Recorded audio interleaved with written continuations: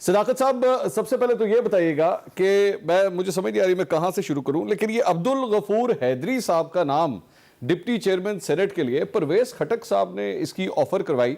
ये क्या हुआ सर, इतना बड़ा यूटर्न? मंसूर, बहुत शुक्रिया। आपका इंट्रो बहुत लंबा था तो पता नहीं मैं भी किस किस बात का जवाब दे पाऊंगा, लेकिन अभी कोई फॉर्मल तजवीज़ नहीं आई। परवेज खटक साहब, एक इलेक्शन की रवायत है कि लोग जाते हैं और वो साबिक जो हमारे अभी स्पीकर साहब हैं उनके साथ जाके उनसे मिल रहे हैं, और उस में कोई अब आई डोंट नो उन्होंने कोई ऑफ़र की है कि नहीं की, लेकिन पार्टी लेवल पे ऐसा कोई फैसला हुआ नहीं है। और वो जाहिर है पार्टी जब फैसला करेगी तो उस वक्त तो मैं उसके बारे में कोई राय दूंगा।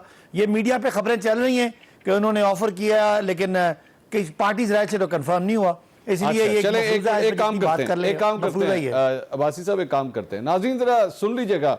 परवेज खटक साहब जब मिले हैं अब्दुल गफूर हैदरी साहब से तो क्या गुफ्तगू मीडिया के सामने हुई है, सुन लीजिए क्या क्या क्या फरमा रहे हैं।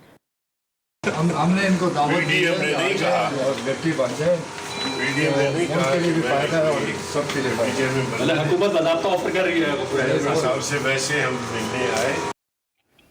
ले जनाब सुन लीजिए अब्बासी साहब, आप फरमा रहे थे कि आपको पता नहीं है, अब मैंने आपको सुना भी दिया, अब क्या कहेंगे? नहीं, मैं यही कह रहा हूँ ना, अभी तो ये ऐसी प्रपोजल है ना, पार्टी का डिसीजन तो नहीं है। मुलाकात होती है, बहुत सारी बातें होती हैं, जो बंदा पॉलिटिकल ज़ाहिर इलेक्शन हो रहा है और हम कोशिश करेंगे कि हम मैक्सिमम वोट लें, उसके लिए प्रपोजल दी है ना, उन्होंने एक्सेप्ट किया ना, अभी पीछे से कोई इसकी अप्रूवल हुई है।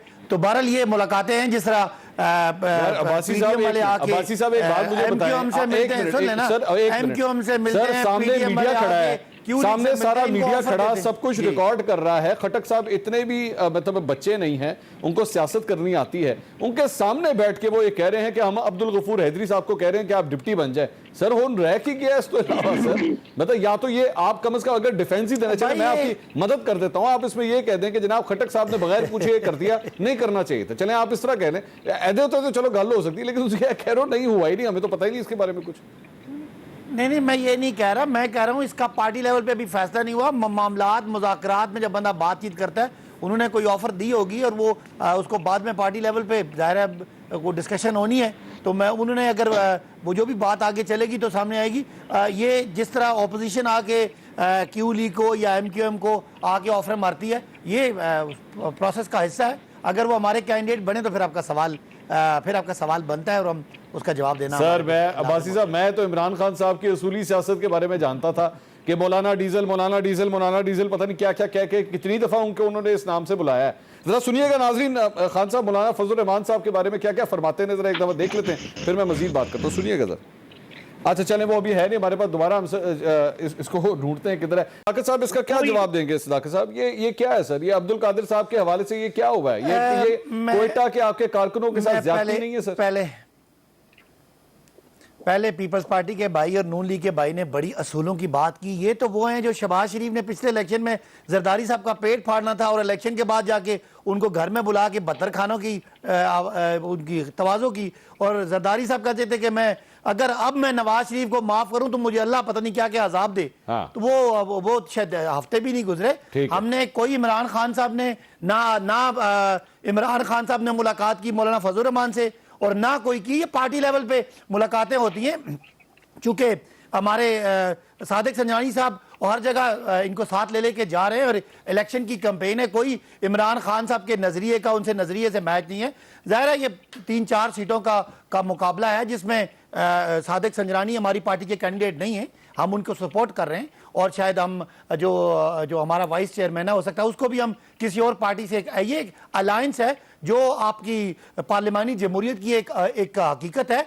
हमने इकट्ठे कभी स्टेज इस्तेमाल नहीं किया। अब्दुल कादिर साहब किस तरह आ गए सर? यूसुफ रजा गिलानी को मैं उसमें आ रहा हूँ, यूसुफ रजा गिलानी को धक्के दे के निकाल के तो तलाल चौधरी साहब दोबारा उसको अपना लीडर नहीं बनाया। हाँ। और हम इखलाकियात की बात करते हैं, अगर मेरा कोई लीडर इस तरह पैसे देता पकड़ा जाए उसका बेटा और मैं उस इलेक्शन को सेलिब्रेट ही ना करूं शर्मिंदा होके, आप हमें क्या इखलाकियात सिखाएंगे? पाकिस्तान की सियासत में छांगा मांगा से लेके तो और KP के सेनेट के इलेक्शन तक अरबों रुपए लगा के इलेक्शन लड़ के जीत के उन्हीं पैसों को इस्तेमाल करके मुल्क से बाहर भागने वाले हमें क्या बात करेंगे? रही बात अब्दुल कादिर की, तो अब्दुल कादिर को जब टिकट दिया तो हमने टिकट दिया था, लेकिन हमारे कारकुनों ने इस पर एतराज किया और जाहिर है वो एतराज उनका माना गया और बाद में कोई एडजस्टमेंट होगी, चीजें सेटल होगी। कोई अब्दुल कादिर पे इल्जाम नहीं था, कोई करप्शन का इल्जाम नहीं है, वोट खरीदने का इल्जाम नहीं है। उसके बेटे की वीडियो और उसके बेटे का 10-10 करोड़ रुपए ऑफर करना और 1.5-2 अरब रुपया बांटने का कोई इल्जाम नहीं है मेरे भाई। ये जमीन और आसमान का फर्क है। एक तरफ पैसे लेके मंडियां लगा के खरीदो फरोख्त करने वाला और दूसरी तरफ आपके एवं निके निके इल्जाम है, उसने ये कह दिया, उसने वो कह दिया। हम आज भी तारीख की सही साइड पे खड़े और ये मंडियां लगाने वाले और आप सदाकत साहब ये कह सकते हैं कि अब्दुल कादिर साहब को पहले टिकट दिया, फिर वापस ले लिया, ज़हूर आगा को दिया, ज़हूर आगा ने नॉमिनेशन वापस ले ली, अब्दुल कादिर खड़े हुए, पाकिस्तान तहरीक इंसाफ और बलूचिस्तान अवामी पार्टी ने उनको वोट डाला, उसके बाद वो जीते, आजाद हैसियत में जीते और उसके बाद पाकिस्तान तहरीक इंसाफ में शामिल हो गए और गोल। ये हुआ है कि नहीं हुआ? सर मुझे आप खुद बताइए, क्या ये इंसाफ है आपके ख्याल में पाकिस्तान तहरीक इंसाफ के लोगों के साथ? लिटरली कमेंट्री है पूरी, जिस तरह ये गोल हुआ है लिटरली कमेंट्री बनती है। हो सकता है जी, हो सकता है आपको ये बात पसंद ना आई हो, आपका शायद आपके ख्याल में उनको दूसरी तरफ जाना चाहिए था। किसी तरफ नहीं जाना चाहिए था सर। कारकुनों को उस वक्त अकोमोडेट किया, कोई गैर अखलाकी बात नहीं है इसमें। सियासी बात जरूर है, आप सियासी इल्जाम कह सकते हैं, लेकिन कोई पीटीआई ने उनसे पैसे नहीं लिए और उन्होंने यूसुफ रजा की तरह पैसे नहीं खरीदे और हमने यूसुफ रजा की तरह उसको बाहर करप्ट होके सजा याफ्ता होके निकाल के दोबारा थूके। सदाकत साहब, ये सर सारी जो गुफ्तगू सुनी है यूसुफ रजा गिलानी साहब के हवाले से, आज इलेक्शन कमीशन ऑफ पाकिस्तान ने भी ये कहा है कि जी सबसे पहले तो वो 4 लोग लेकर आए और वो ये बताएं कि क्या पैसे का कोई लेन देन हुआ है या नहीं हुआ।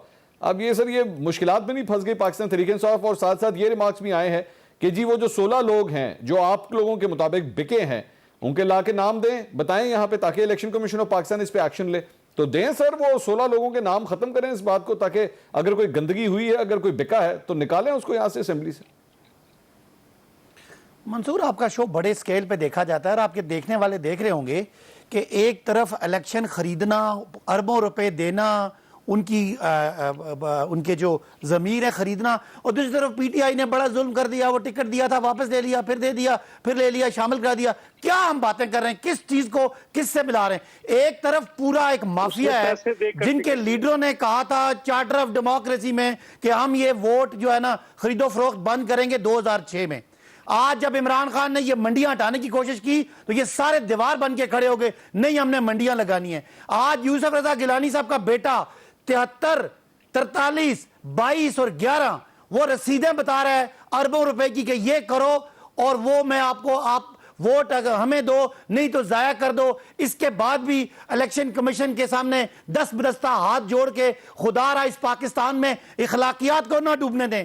ठीक है, इन्होंने लूट मार की, असासे बनाए, सरे महल, लंदन फ्लैट्स, अरबों खरबों के इनके खांचे आप हम देखते रहे। खुदारा पाकिस्तान के इस पार्लियामान को या इज्जत की जगह बनाएं, यहां घोड़े खोते बिकने वाले और खरीदने वालों को कला कमा करें। मेरे 16 हैं या 18 हैं मंसूर। हमने कहा था, हमने सुप्रीम कोर्ट के पास भी कहा था, सुप्रीम कोर्ट ने भी कहा था कि इसके नंबर लगाने दें, इसको कोई आइडेंटिफाई करने दें। आज हम उठा के बाहर फेंकते जिस तरह हमने 20 को फेंका था। लेकिन आपका निजाम और आपके ये मंडियां लगाने वाले, इन्होंने पूरी कोशिश की कि वो सिस्टम ना हो सके। मुझे बताएं मैंने पैसे लिए कि नहीं लिए? आप कैसे कह सकते हैं? क्या सबूत है आपके पास? या तो यूसुफ रजा गिलानी को कहें कि वो रसीदें दिखाए कि किस किस को उसने पैसे दिए थे, हम उठा के बाहर मारेंगे और उनको मिसाल साहब आपके जो 4 लोग थे, सदाकत साहब सुनो तो सही, इनको पकड़ लेते हैं सर, अभी पकड़ते हैं। ये जो 4 लोग थे आपके पाकिस्तान तहरीक इंसाफ के, इनको यूसुफ रजा गिलानी या उनके बेटे ने पैसे दिए हैं? खत्म करें, अभी पकड़े जाएंगे। क्या कोई सबूत है? वो कहते हैं हमने नहीं लिए, तो कैसे साबित करें? वो पार्लियामान के मेंबर हैं, उनको साबित करने के लिए मंसूर आपका टीवी प्रोग्राम काफी नहीं है, चौधरी मंजूर साहब का बयान काफी नहीं है। सर पेमेंट अगर हुई है, ये जुगत साहब अगर पेमेंट हुई है, मेरे भाई सुने ना बात तो जी मंसूर, आप इन दोनों को पूरा मौका देते हैं। नहीं आप बोलिए, आप बोलिए जाती है। देखिए मंसूर, मुझे बताएं, एक पार्लियामान का 8.5 लाख लोगों का नुमाइंदा, सुन लें चौधरी साहब, मेरे बड़े भाई, मैं बात आपको मैं इंटरप्ट नहीं कर रहा, जो मर्जी आप बोलिएगा। बोलिए। 8.5 लोगों का नुमाइंदा, आइन में बनाने वाला, कानून बनाने वाला, पार्लियामान में बैठने वाला, बगैर किसी कागज के, बगैर किसी सबूत को मैं कैसे निकालूं उसको? आप कहें ना यूसुफ रजा गिलानी को, हमें वो रसीदें दिखा दें। मुझे इनको मैंने पैसे दिए। अगर इमरान खान ना निकाले तो आप कहें इमरान खान भी पीपल्स पार्टी नून। यार सदाकत साहब एक मिनट सुने ना, आप एक एक करके सिर्फ हाँ या ना में जवाब दीजिएगा, अभी मामला क्लियर हो जाता है। क्या ये बेसिकली अली हैदर गिलानी के खिलाफ एक स्टिंग ऑपरेशन था ना? जो आपके 4 MNAs ने किया, ये दुरुस्त है ना? जी वो कहते हैं, अब मुझे नहीं पता कि था या नहीं था, लेकिन वो यही कहते हैं कि स्टिंग ऑपरेशन था। मुझे क्या पता, मैं तो कुछ नहीं कह सकता। वो कहते हैं कि स्टिंग ऑपरेशन था। उन्होंने ये कहा है कि इमरान खान साहब को भी पता था इसके बारे में, इमरान खान साहब को बताया था। तो क्या वो सच है या झूठ है, इसका कोई मंसूर, ये इदारे ने काम करना है खुदारा। सर मैं एक बेसिक बैठ के डिसाइड नहीं हो सकता। सर मैं ये नहीं कह रहा सर, अगर इलेक्शन कमीशन उस वक्त बैलेट पेपर पे निशान लगाने देता, पीपल्स पार्टी और नून लीग ये करप्शन रोकने में हमारी मदद करती। अच्छा चले एक काम कर, अच्छा मेरी बात सुने, खरीदने वाले तो एक्सपोज हो गए, बिकने वाले भी एक्सपोज हो गए। मेरी बात सुने, आप इनको अभी एक और तरीकाकार है, इनको अभी जो है वो फ्लैट करने का एक बड़ा आसान तरीका है। ये जो चेयरमैन सेनेट के लिए इलेक्शन होने वाला है, आपको कोई इतराज तो नहीं होगा अगर उस बैलेट पेपर के ऊपर जो है वो बारकोड आ जाए या उसके ऊपर नंबर आ जाए? आपको तो कोई इतराज नहीं होगा फिर इसके ऊपर?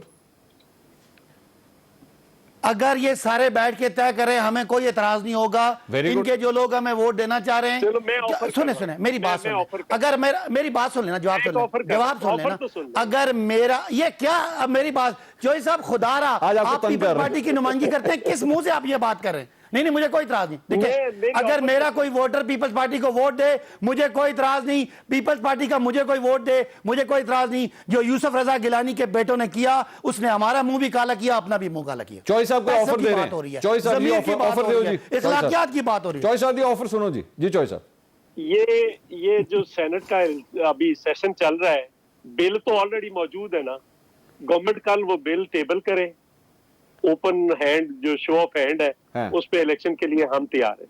तलाल साहब आप क्या कहते हैं सर, नून लीग को कोई इतराज इस बात के ऊपर अगर शो ऑफ हैंड्स के साथ हो जाए काम? बताएं।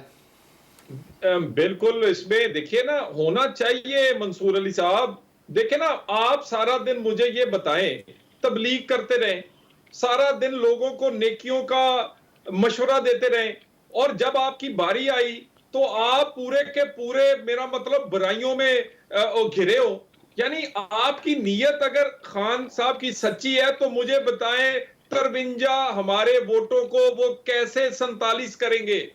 यानी वो कौन सा फार्मूला है, मुझे ये बता देना। मैं जवाब किस देता तरह ये कम करेंगे? अगर नहीं चॉइस साहब, वही फॉर्मूला है सर जिसके बुनियाद पे, नहीं चॉइस साहब ये वही फॉर्मूला है जिसकी बुनियाद पे आप लोगों को 16 वोट मिल गए। ये वही फॉर्मूला।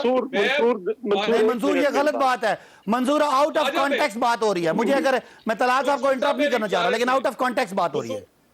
चॉइस साहब बात कंप्लीट करना, गुजारिश ये है जी जी, मेरी बात सुने जी। इनकी नीयत बड़ी नेक है। डिप्टी स्पीकर कौमी असेंबली स्टे पर 2.5 साल से बैठा है, 50,000 से ज्यादा जाली वोटों पर। ये खुद स्टे पर रहे हैं फॉरेन फंडिंग पर 6 साल तक। ठीक है, अब फैसल वाडा स्टेओं के पीछे भाग रहा है। यहां पर ये देखिए ना, इनकी नीयत, रिफॉर्म से ज्यादा नीयत की जरूरत है। नीयत के लिए करैक्टर की जरूरत है, और करैक्टर हम में है कोई नहीं।